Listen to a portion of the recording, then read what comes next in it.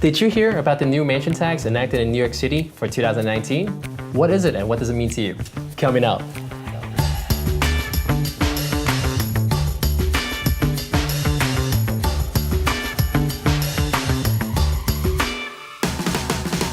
Hi, this is Kai with the Kai Wan team, helping you better understand everything you need to know about New York City real estate. Today, I have the pleasure of introducing you to Tim Alamon from Alamon Associates. How are you doing today? Great, Kai, thank you. Can you tell us a little bit about yourself? Sure. I am a New York City real estate attorney. I represent buyers, sellers, investors, landlords, anybody who is involved in a real estate transaction. My firm drafts, negotiates contracts, takes it through to the closing, and also does a lot of education around town. Just like this. Yes. Perfect. Well, thank you so much for taking the time to be here. So tell us a little bit about the new mansion tax. People are kind of worried and concerned because they don't know what that means to them. So kind of explain what a mansion tax is and what's the new laws. Sure. So just to take it back, what the original mansion tax was, it was enacted in 1979 by Mario Cuomo, who's our current governor's father. That mansion tax was enacted in the time of an economic recession for the state, and it was a 1% tax on any real estate purchase of $1 million or more. Correct. Back then, the first year it was in effect, it brought in $9 million for the state. Wow. In 2017, it brought in $419 million. Wow. So 30 years later, our New York State Assembly and Senate voted on, in April 2019, to amend this mansion tax. Yes. And basically what they did was they expanded it. So across the state, we still have the same mansion tax at 1% of any purchase of $1 million or more. Okay, so that's the baseline, it's still there. Now, what they did is they amended to expand Section 1402 of our New York State tax law.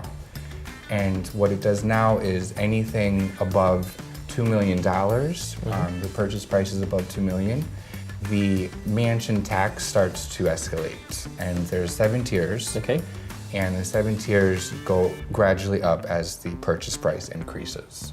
Okay. Okay, so this tier system only applies to cities in New York State that have a population of 1 million people or more. So obviously New York City is number 1 here. Of course. And the reason why is because the funds that are going to be collected from this are primarily going to New York City subway system, which we all know has been on the decline over the years. The MTA has been needing money significantly. So the additional state income is going to be going to our subway system. The tier system is as follows. Anything under $1 million is still no mansion tax. Okay. Anything between $1 million and $2 million is still at the 1%. That goes for all of New York State. Now, in places with 1 million or more residents, like New York City, the increase is at the 2 million and plus range.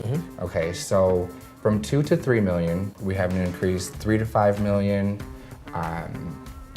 5 to 10 million, 10 to 15, 15 to 20, and then 25 plus. Okay. Anything between 2 and 3 million is going to be 1.25%. Okay. Anything that's between 3 and 5 million is going to be 1.5%. So that means on a $3.5 million purchase, originally your mansion tax here in the city would have been $35,000. Now the tax is going to increase to $52,500. Okay. So that's a $17.5 thousand increase. Got it. Okay. Anything between $5 and $10 million, the new tax is 2.25. So for example, a $7 million purchase, the new tax is going to be $157,500. And before that, it was $70,000. That's an increase of $87,500, which is more than double what we would have paid originally. In the range of 10 to 15 million is 3.25%. In the range of 15 to 20 million is 3.5%. In the range of 20 to 25 million is 3.75%. And anything 25 million or more is going to be 3.9%.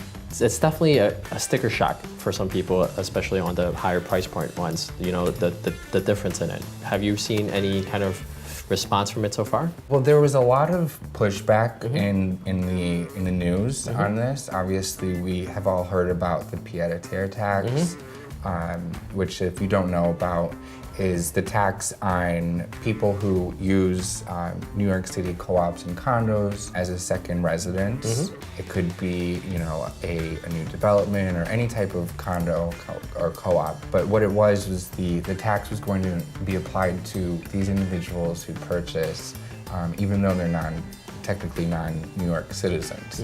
So that was scrapped after being, you know, kind of involved in a lot of debate and heat, especially within the real estate community. And the state was still trying to figure out how to, you know, fix our ailing subway system. Of course. But ultimately, the new mansion tax and what we'll talk about in another episode, the changes to the seller's transfer taxes. You know, these funds will be going to our subway system. Anything else you could share with us regarding the new mansion tax? Yes, so there's a couple of just little points that I like to tell people. First is the mansion tax by the buyer is due within 15 days of closing. One big thing to know about the mansion tax is that it's not tax deductible. Right, so it doesn't affect your income tax filing. However, it does increase your cost basis. So when you eventually go to sell, you're going to add that to your purchase price and you calculate your capital gains from that. One of the things that a lot of buyers like to do when they're purchasing homes, condos in New York City that would be subject to a mansion tax, i.e. something that's over $1 million, there's a lot of back and forth in terms of seller credits. A seller is less likely to give you a credit for the mansion tax because it's not tax deductible, which means that it's harder to negotiate for the seller to give you a purchaser credit for that, because this won't allow the seller to reduce his or her capital gains. Got it. On that's payable by them on the sale. So, Tim, let's recap on what we discussed today. Sure. So, the new New York State mansion tax is part of revenue legislation. It's aimed at improving our subway system in the city. This was adopted in April 2019. It's going to take effect July 1st, 2019. Anything that closes after July 1st, 2019 will be subject to this new tax unless you go into contract before April 1st, 2019. And you close after July 1st, 2019. This tax starts out in the $1 million purchase price range, as it always has for the last 30 years, which means 1% for anything between 1 and 2 million throughout the state. In New York City, the tier system begins to elevate. In the $2 to $3 million range, the $5 to $10 million range, and goes all the way up to 25 plus range. The mansion tax gradually increases in each of those brackets. Got it. Well, thank you so much for sharing all that information. I really appreciate it. And I think it's important for people to be aware of. A lot of people, they really have no idea about what it takes into effect, what does this actually mean to them, and what do they have to pay at the end of the day when they're buying the property. So thank you so much for being here. Thanks for having me. Thank you so much for watching the video. I hope you found the information helpful.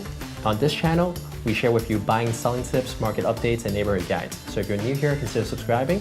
Until the next video, bye.